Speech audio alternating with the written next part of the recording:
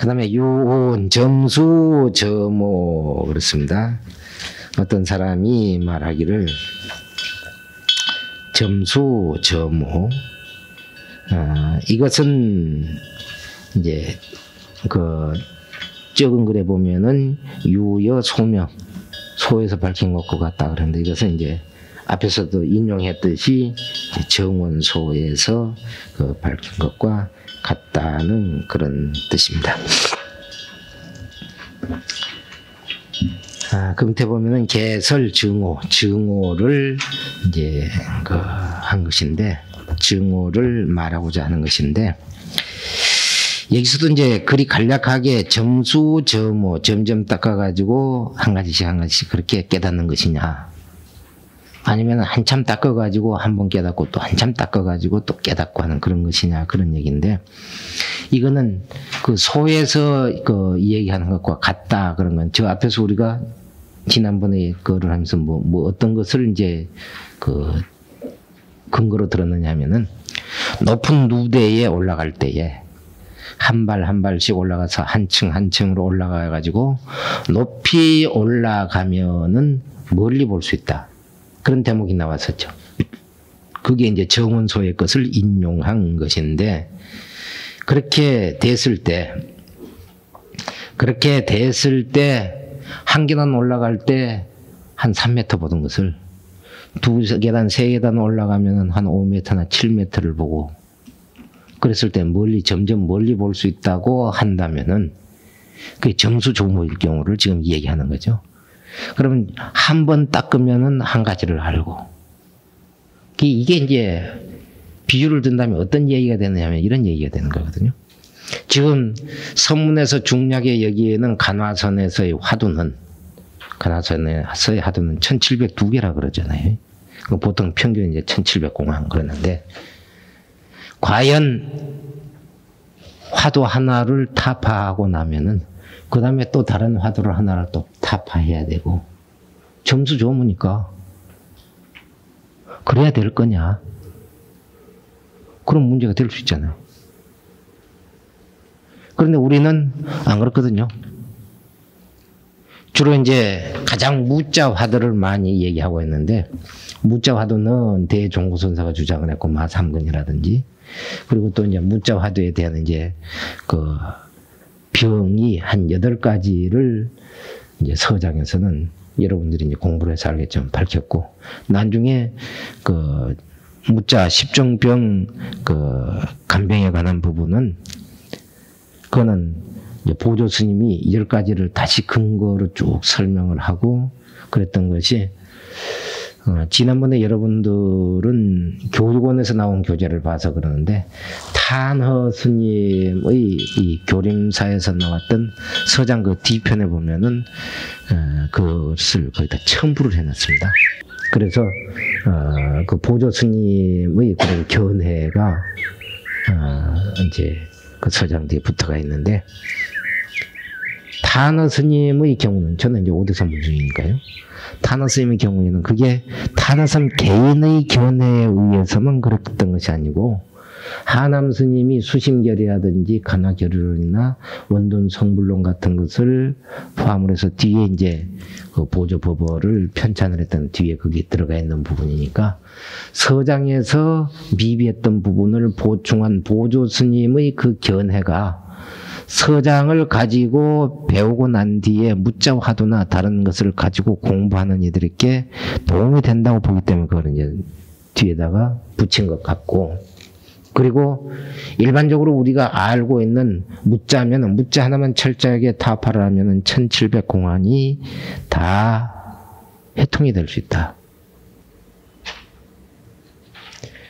저희 이제 노스님 얘기를 잠깐 지난번에도 한 일이 있는데 저희 노스님, 상노스님이 이제 하남스님이고 저희 노스님이 이제 넓을보자 문문자 보문이 당호고 이제 본명은 가무련자 길로자 혈로였었습니다.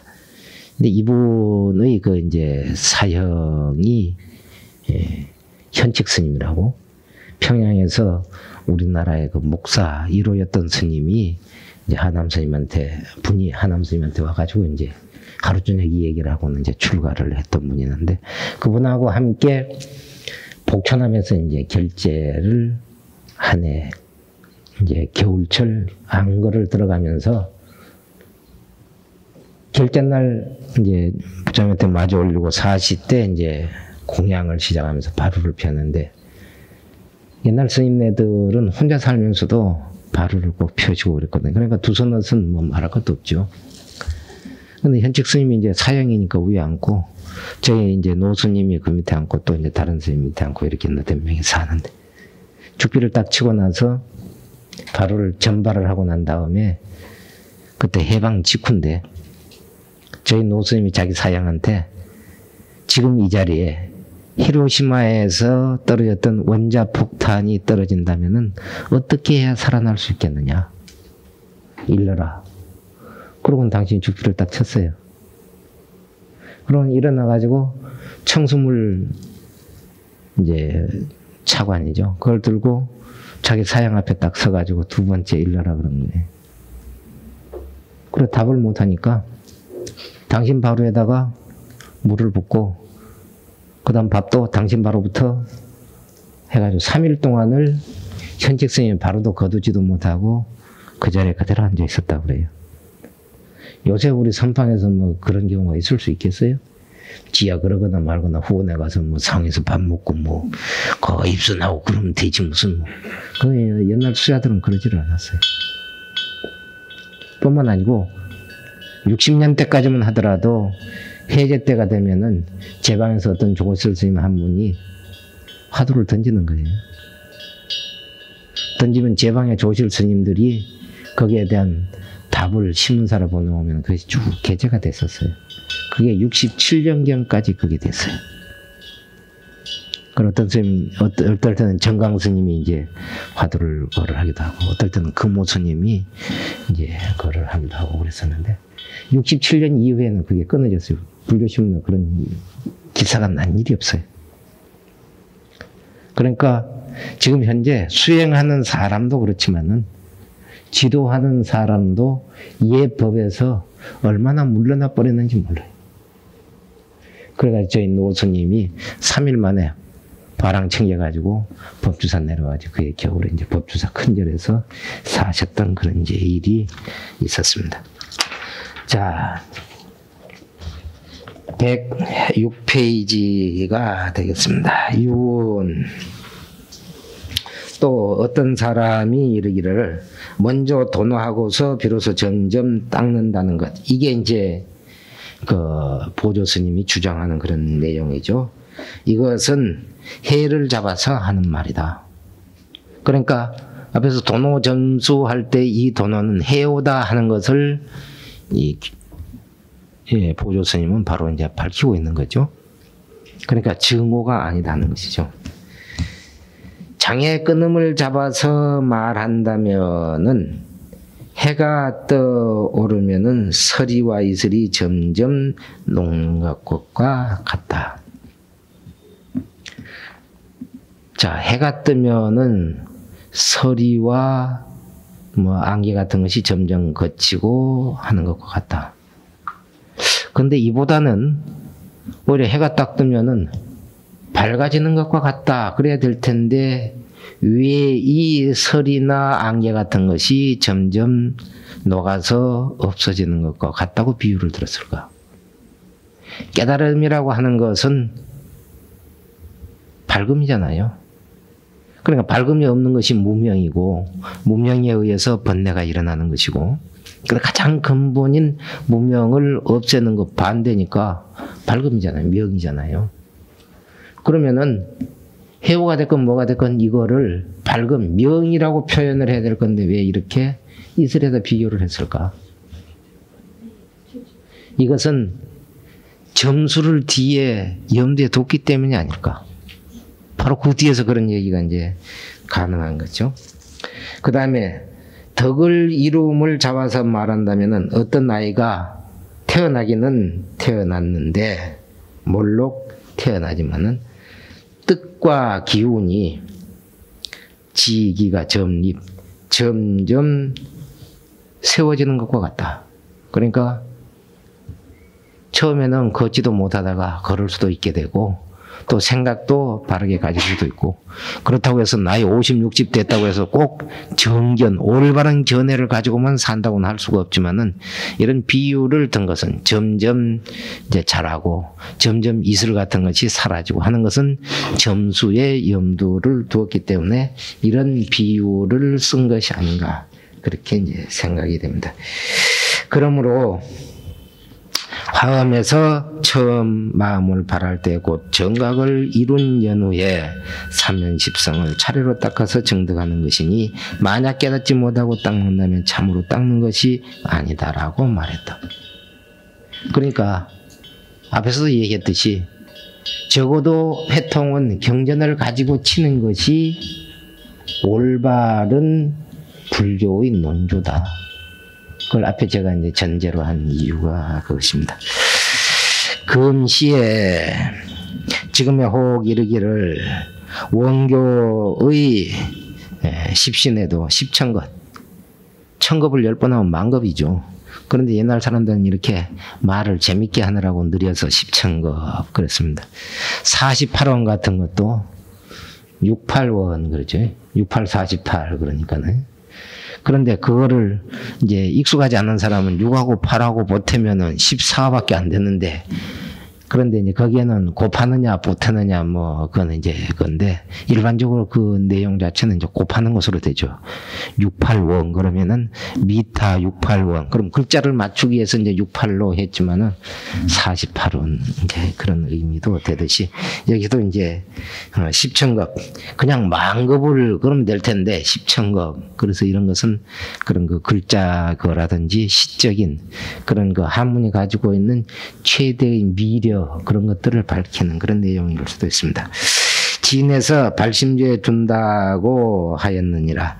그러나 화엄론에서 설한 바를 살펴보건대 저 삼승 가운데에는 십신을 닦는 것을 십천겁을 지내거니와 십신, 십주, 십행, 십회향, 십지 그 다음에 등강묘가 그래서 이제 보통 화엄에서는 53계위 또 이제 능엄에서는 그 십신 이전에 간해지 뭐 이래가지고 3개를 더 보태서 57위 점차 뭐 이렇게 하는데 경전마다 또 조금씩 이런 것은 이제 달리 표현을 하지만은 어떻든 십신을 화엄에서는 체계를 나누어서 그렇게 얘기를 한 것이고 선문에서는 신 하나만으로 믿을 신자 신 하나만으로 이제 표현을 하고 있기도 하는데 이 교는 원교입니다.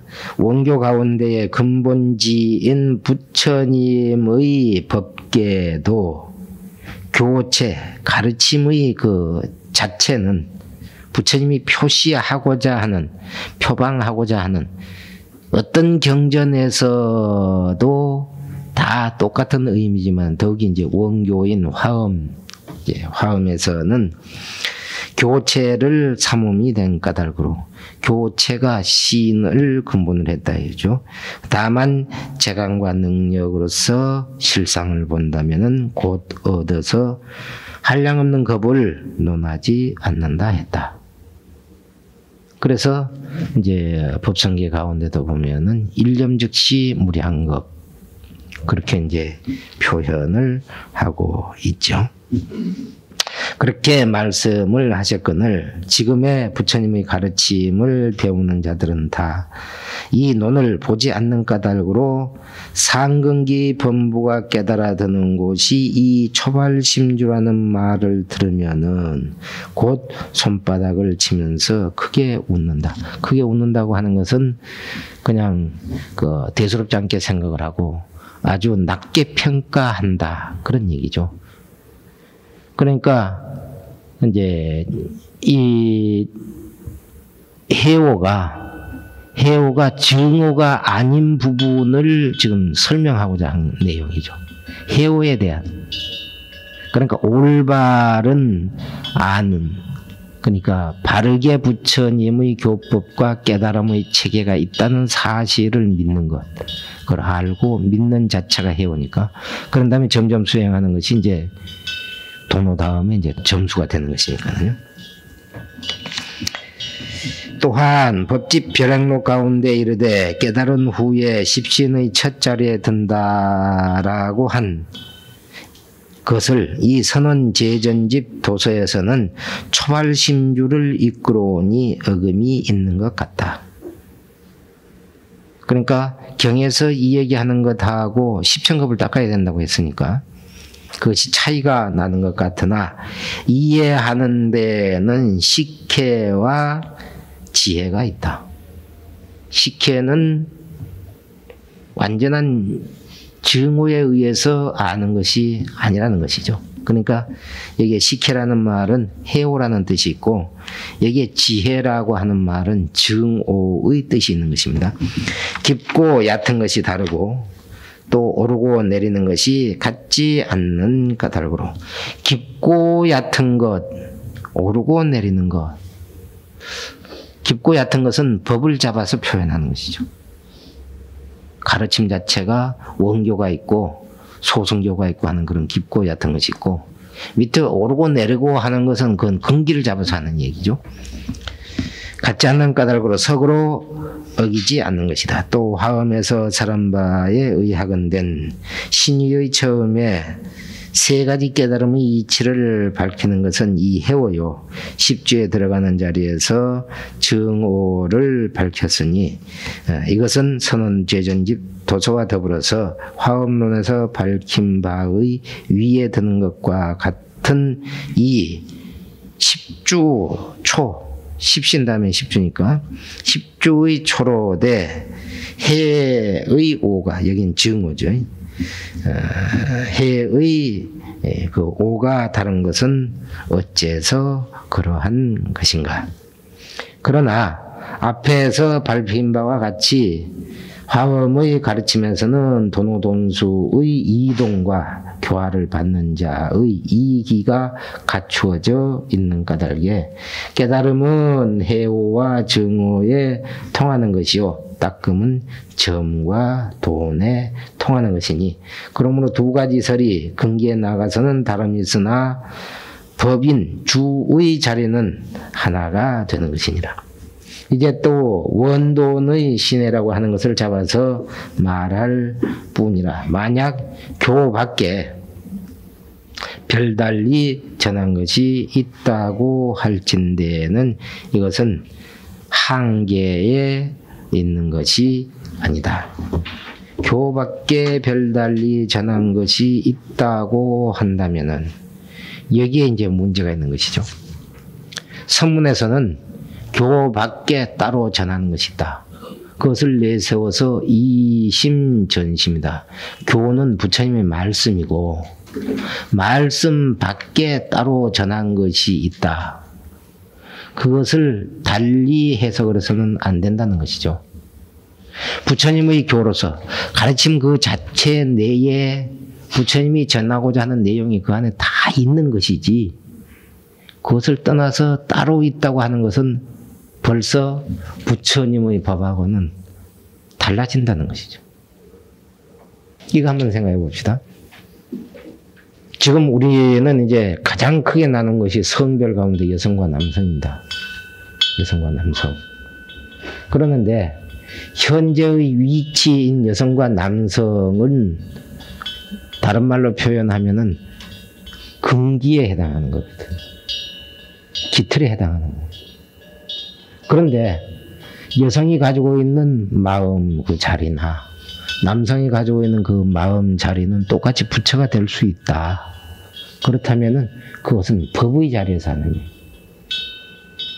그러니까 태어나는 어린애나 미물 삼란만상인 준준함령까지 개미 한 마리에서부터 뭐 조그마한 벌레 하루살이에서부터 시작을 해가지고 뭐 큰 코끼리 사자 이런 것까지 어느 것도 불성이 없는 것은 아니다. 그건 법의 자리에서 하는 얘기고 그 다음에 기틀의 자리에서는 하루살이하고 사람은 뭐 100년 산다고 보고 코끼리 같은 건 뭐 몇백 년을 살고 거북이 같은 것도 뭐 350년을 사니 뭐 그러는데 그런데 사는 것만 가지고 따진다면 거북이가 사람보다 낫죠. 뭐 코끼리가 뭐 200년씩 300년씩 산다면은 오히려 코끼리가 사람보다 나을 거 아니에요. 그런데 그런 근기를 가지고서 이 얘기하는 것하고 법을 잡아서 이 얘기하는 것 가운데에 만약에 교회 별전이라는 그런 마음자리만을 가지고 이 얘기한다면은 근기나 이런 것하고는 관계가 없는 거죠. 이 한계 속에서는. 현실 속에서는 관계가 없는 거예요. 그냥 거기서는 돈수라 하거나 뭐 점수라 하거나 그런 것에도 걸리는 게 아니에요. 그건 언어니까. 말이니까. 그러니까 논리라고 하는 것은 언어나 문자를 통해서 되는 것이기 때문에 언어 문자 속에서는 정연해야 되죠. 정연해야 되죠.